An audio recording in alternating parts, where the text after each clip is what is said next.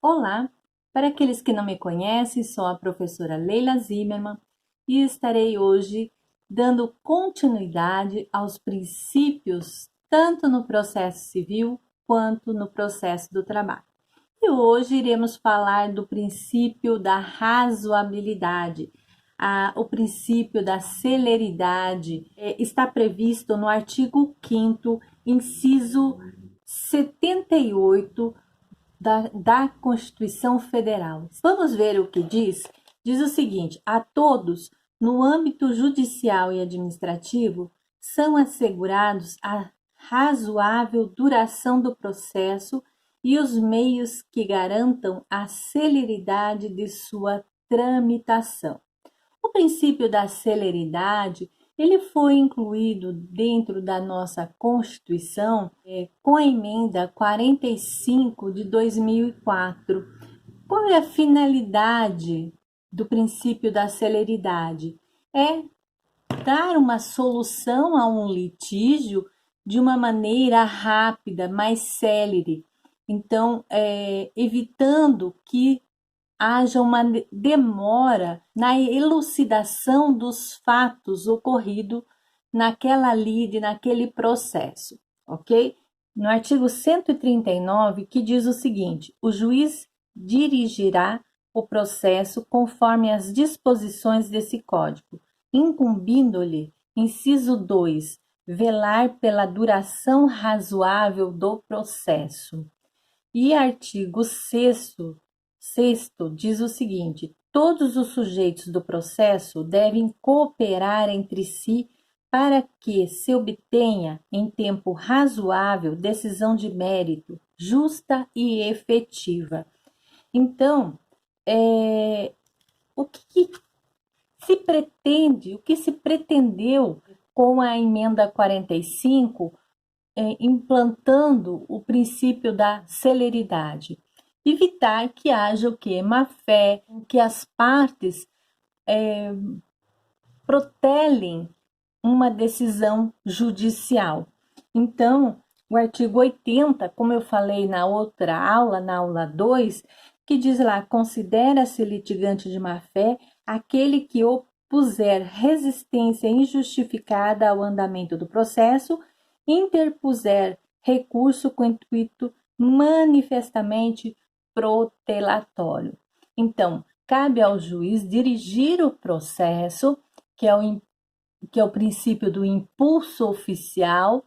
Ele dirige esse processo, conduz o processo de uma maneira que possa ter uma decisão de mérito que seja, que solucione esse litígio que lhe foi apresentado. E os sujeitos, lá no artigo 6º, que devem cooperar entre si. Não é cooperar no sentido de trazer, eu vou falar que realmente sou culpado. Não, deve agir com a verdade, sim, mas usando dos meios da justiça, usando os meios que a Constituição prevê. Não no sentido de protelar uma decisão, não no sentido de postergar uma decisão, mas sim no sentido de cooperar, de trazer realmente as provas, de trazer não aquela prova que vai culpar a pessoa, mas trazer as provas sem que haja má fé naquela situação. Então, as partes devem cooperar. Por exemplo, a pessoa tem uma audiência, aí junta um atestado que não pode comparecer à audiência. Então, neste caso, o que ocorre? Está ocorrendo uma má-fé. A pessoa não está cooperando com o processo. E lembre-se que eu falei que a boa-fé objetiva do processo. A boa-fé objetiva é aquela que interfere diretamente no processo e não com relação à vontade da parte, mas aquela que vem trazer prejuízos ao processo, prejuízo à dignidade da justiça, ok? A CLT, ela traz lá no artigo 793, a letra B, diz o seguinte: considera-se litigante de má-fé aquele que opuser resistência injustificada ao andamento do processo, interpuser recurso com intuito manifestamente protelatório. Então, podemos observar que esse princípio da celeridade, da duração razoável do processo, ele tanto é aplicado no Código de Processo Civil, como também na Justiça do Trabalho. E no artigo 226, ele diz que o juiz proferirá despachos no prazo de 5 dias, decisões interlocutórias no prazo de 10 dias e as sentenças no prazo de 30 dias. Sabemos que, infelizmente, as coisas não funcionam exatamente como diz o código. Haja vista que existem muitos processos e teria que haver mais funcionários para que pudesse cumprir todos esses prazos. Outro princípio é o princípio da oralidade. O princípio da oralidade será que é aplicado também no CPC, no Código de Processo Civil? É aplicado, mas não tem tanta ênfase quanto no processo do trabalho. Por quê? Porque no princípio da oralidade é o momento que o juiz vai fazer a colheita de provas. Então, ele vai inquirir as testemunhas, inquirir as partes. Então, nesse momento, há essa aplicação desse princípio da oralidade. Mas no processo do trabalho, ele é muito mais aplicado. Quando nós falarmos da petição inicial, entrarmos propriamente na petição inicial, nós vamos falar a respeito disso. Mas hoje eu estarei falando somente sobre esse princípio e ele está previsto lá no artigo 840 da CLT, quando diz que a reclamação poderá ser escrita ou verbal. Nós sabemos que lá no processo civil, a reclamação ela tem que ser a reclamação, a petição inicial, o pedido da parte, ele deve ser por escrito, né? No processo civil, eu não utilizo uma reclamação verbal, mas sim uma reclamação escrita, uma petição inicial escrita. Lá no processo do trabalho, é possível sim essa petição verbal. Mas como é isso, professora? Mas como uma petição verbal? Né? Então, eu chego lá na frente do juiz e faço meu pedido? Não. Você vai ter que. Existe o ius postulandi, que nós vamos explicar detalhadamente sobre isso, mas a pessoa vai ter que ir lá no cartório da vara do trabalho e vai no distribuidor ali, ele vai expor os fatos. Então, uma pessoa vai anotar, escrever, pôr a termo e vai formalizar aquela petição. E a pessoa vai ter que assinar, mas isso nós iremos falar sobre quando falarmos sobre petição inicial, tá? Então é perfeitamente possível que ela seja de forma verbal. O 846, ele fala: aberta audiência, o juiz, o presidente proporá conciliação. Então, não havendo acordo, o reclamado terá 20 minutos para aduzir sua defesa após a leitura da reclamação, quando esta não for dispensada por ambas as partes. Então, veja que o princípio da oralidade, ele está no processo civil, quando o juiz vai inquirir as partes, e no momento das alegações finais, eu posso fazer oral, ali aquelas alegações finais, o juiz pode dar uma sentença oralmente no momento da audiência, nada impede de fazer isso, né? E mais no processo de trabalho ela é mais utilizada, porque ela também pode ser feita no momento da inquirição das testemunhas, inquirição das partes, o juiz também pode proferir, o juiz também pode proferir a sua sentença no momento da audiência, tá? E a pessoa, digamos que ela pode fazer a sua defesa oral, então ela pode tanto apresentar a sua petição, a sua reclamação oral, como ela também, a outra parte, pode aduzir esta reclamação, essa defesa no caso, né, contra a pessoa, a defesa, a contestação, oralmente no momento da audiência. Então, este é o princípio da oralidade. Nós vamos falar mais sobre esse princípio no momento da petição inicial, no momento da contestação, quando eu estarei falando as diferenças entre processo civil e processo do trabalho. Muito interessante. O princípio da concentração.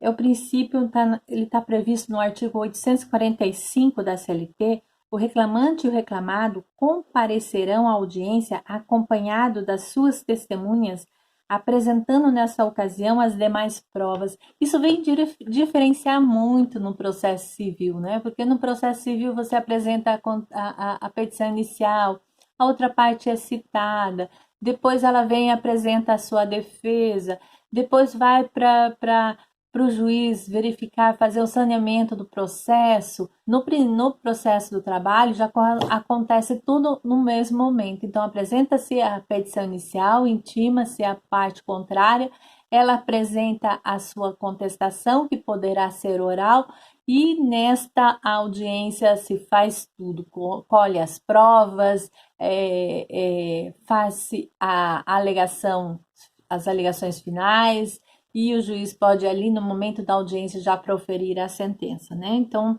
isso nós vamos ver com mais detalhe. Então, esse é o princípio da concentração. Pode-se fazer, existe a obrigatoriedade, dependendo do rito, a obrigatoriedade de se fazer a proposta de acordo sob pena de nulidade do processo, tem que tomar muito cuidado a respeito disso. Agora nós vamos falar sobre o princípio da imediação e imediatidade. O que é esse princípio da imediação e imediatidade? É quando o juiz tem o contato direto com a prova.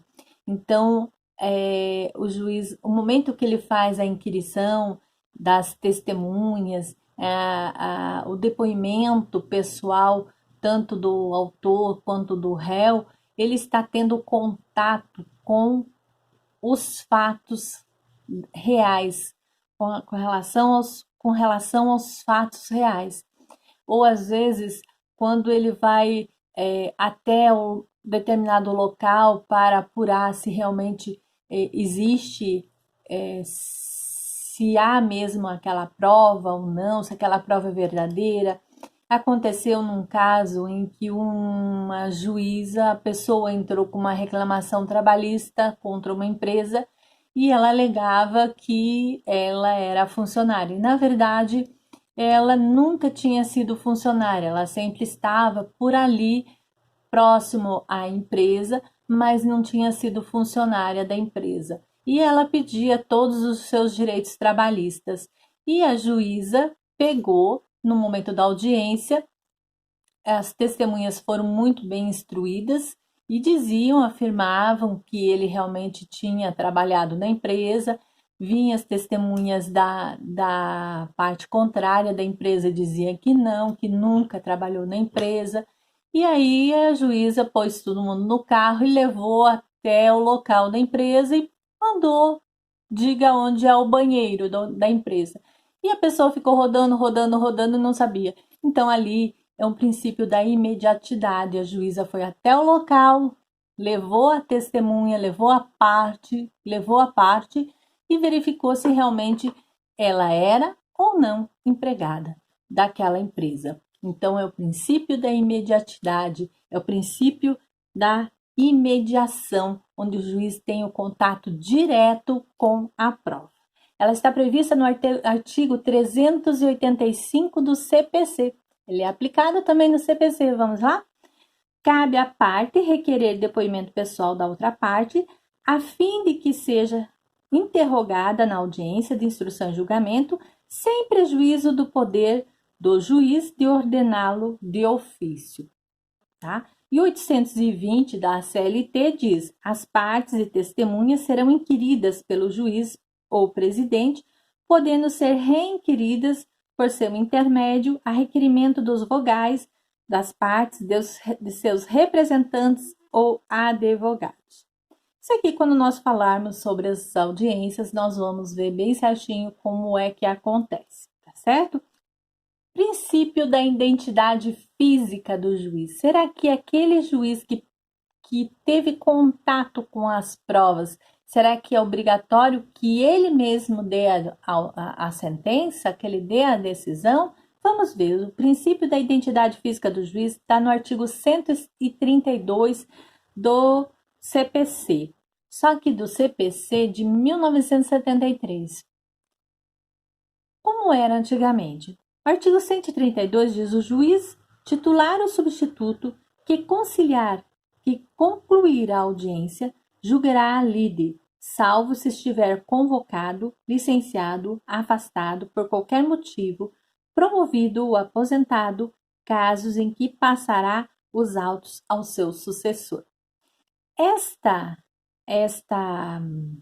existe uma súmula do TST que dizia a identidade física do juiz, a súmula 136 do TST, que foi cancelada, tá? E hoje não se aplica esse princípio da identidade física do juiz. Não se aplica de maneira cogente a identidade física do juiz. Pode sim, o mesmo juiz que colheu as provas, que participou da audiência, proferir a sentença, como pode também outro juiz que não participou da audiência, mas ali dentro dos autos, onde está ali um mundo jurídico, ele vai poder proferir uma sentença. Uma foi revogado pelo atual código e outra foi cancelada porque o novo código retirou a identidade do juiz, né? Onde obrigatoriamente tinha que ser aquele juiz que colheu a prova. Hoje não há necessidade que seja aquele juiz que colheu a prova. Pode ser outro juiz, sim, que pode dar a sentença. Aqui no artigo 366, ele fala que encerrado o debate, oferecida as razões finais, o juiz proferirá a sentença em audiência ou no prazo de 30 dias. Isso funciona também para o processo do trabalho. Nós temos ainda o princípio da irrecorribilidade imediata das decisões interlocutórias. Eu falei lá na primeira aula, lembra que eu falei quando se no devido processo legal, onde a parte pode apresentar para conseguir um efeito suspensivo de uma decisão, ela pode entrar com agravo de instrumento no processo civil e no processo do trabalho não existe um recurso. A única possibilidade que ela tem é o mandado de segurança. Então, no processo do trabalho, não há esse princípio da irrecorribilidade das decisões interlocutórias. Então, se o juiz profere uma decisão interlocutória, eu não tenho como recorrer de imediato. Eu tenho que esperar para quando for no recurso ordinário, que seria recurso de apelação no processo civil, eu possa recorrer daquela decisão.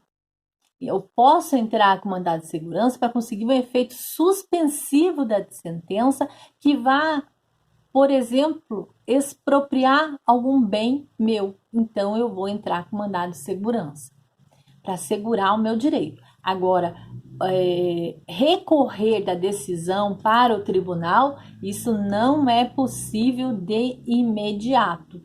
Tem que aguardar a sentença para depois recorrer. No processo civil, não. No processo civil, o juiz proferiu uma decisão interlocutória, agravo de instrumento naquela decisão, né? Vai para o tribunal, sobe para o tribunal para que ele possa avaliar se aquela decisão está correta ou não.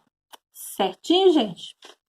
Outro princípio importante é o princípio inquisitivo.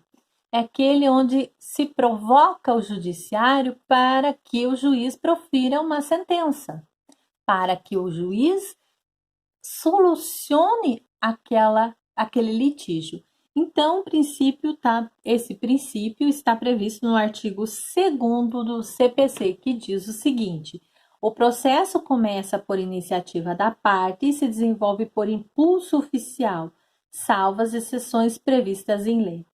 Então, e no artigo 39 da CLT, ele diz assim: verificando-se que alegações feitas pelo reclamado versam sobre a não existência da relação de emprego ou sendo impossível verificar essa condição pelos meios administrativos, será o processo encaminhado à Justiça do Trabalho, ficando, neste caso, sobrestado o julgamento do auto de infração que houver sido lavrado.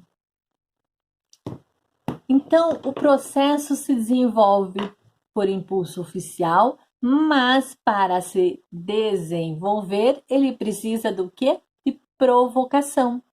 Ele precisa que a parte provoque o judiciário, é o princípio da inércia, para que ele possa se desenvolver, possa crescer, possa chegar a uma decisão de preferência de mérito. Ela não será de mérito quando a petição inicial faltar alguns dos requisitos que nós também iremos falar sobre isso.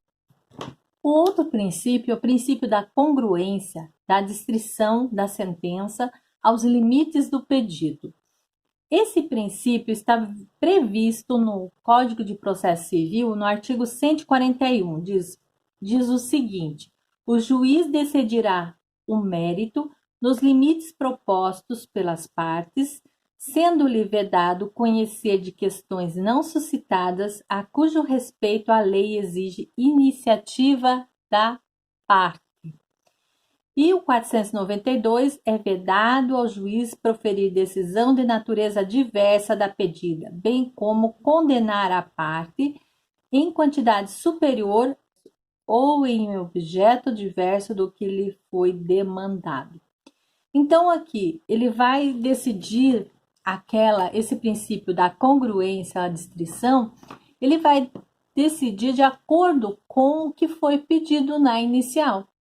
De acordo com o pedido, ele vai proferir a sentença. Ele vai analisar tanto o pedido quanto a defesa, quanto as provas juntado no processo. E ele vai dar a sua decisão. Só que existe 3 situações que essa petição pode não obedecer esse princípio da congruência ou a distrição. É o princípio da extrapetita, citrapetita e ultrapetita. Extrapetita, ele profere a sua decisão fora do pedido. Extrapetita, fora do pedido. Citrapetita é quando ele não analisa aquela situação no processo com amplitude. Ele não analisa todas as situações que estão no processo. Então, seria uma petição citrapetita. Uma petição não, uma sentença citrapetita. E a ultrapetita, ele profere uma decisão além do que foi discutido em audiência, em o que as partes trouxeram. Então, ele decide além do que foi pedido. Existem exceções, professora? Existem exceções onde as partes não trazem nada no processo e o juiz pode dar sem estar no processo? Existe. Nós temos lá no artigo 322. Esse 322, ele vem abarcar o princípio da extrapetição ou ultrapetição. Seria quando, no parágrafo 1º do CPC, no 322, compreende-se no principal os juros legais, a correção monetária e as verbas de sucumbência, inclusive os honorários advocatícios. Mesmo que as partes não tenham comentado sobre os honorários advocatícios, sobre os juros, não tem problema. O juiz pode sim proferir a sentença, abarcando esses requisitos do artigo 322, que seria o princípio da extrapetição ou ultrapetição, ok?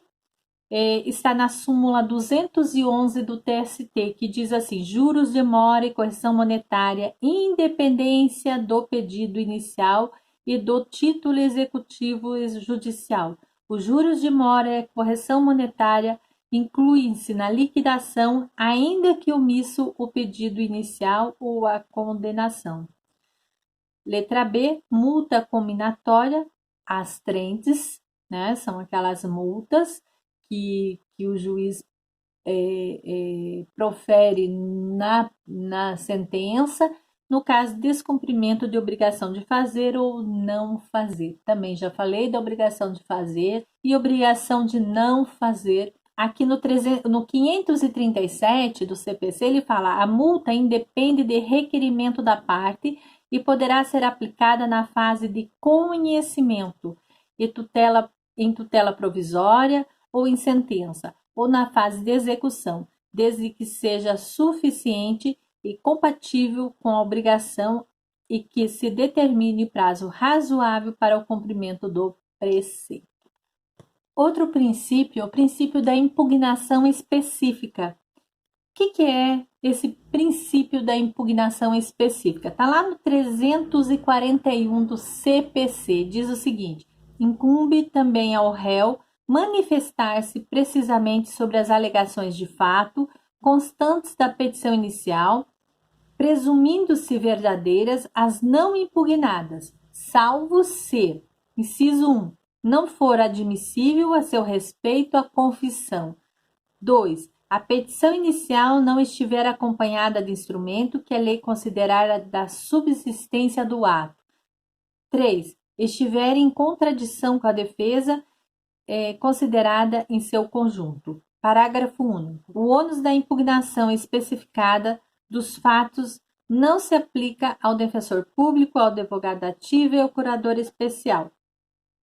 O que acontece nesse princípio da impugnação específica? Ele é aplicado no processo do trabalho? Sim, é aplicado também no processo do trabalho.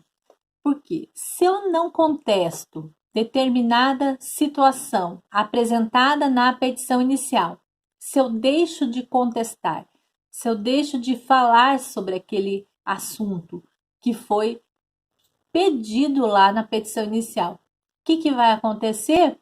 Preclui o meu prazo. Consequentemente, eu não posso mais vir a discutir aquilo que já foi, que houve preclusão. Então, lá no processo do trabalho. Então, a pessoa pede horas extras, mas na petição inicial e a parte contrária não contesta. O que acontece? Houve preclusão. Então, vai o juiz entender que há sim, que houve sim horas extras. Mas ele vai também analisar aqueles fatos com as provas. Então, ele vai comparar se aquela empresa realmente faz horas extras ou não, se os empregados é costume dos empregados fazerem hora extra, qual o horário de funcionamento daquela empresa. Então, logicamente, não é o fato de não ter contestado que vai ser atribuído aquilo como fato cogente, verdadeiro. Não, vai ter que se analisar os outros requisitos para saber se realmente aquilo é verdade ou não. O fato de ter esquecido de contestar, então vai ser analisado em audiência. Vai contrapor colocar numa balança e verificar se realmente é verdade ou não, ok? Esse que nós vimos é o princípio da impugnação específica. Bem, gente, esses são os princípios, tanto no processo do trabalho quanto no processo civil. Nós iremos falar na próxima aula sobre as fontes do processo do trabalho, processo civil. Nós vamos falar sobre jurisdição, competência e eu espero que vocês gostem e consigam diferenciar o que é o direito do trabalho, o que é o processo do trabalho e o processo civil. Como é o funcionamento desses dois institutos tão importantes dentro do sistema jurisdicional. Até um próximo vídeo. Tchau, tchau.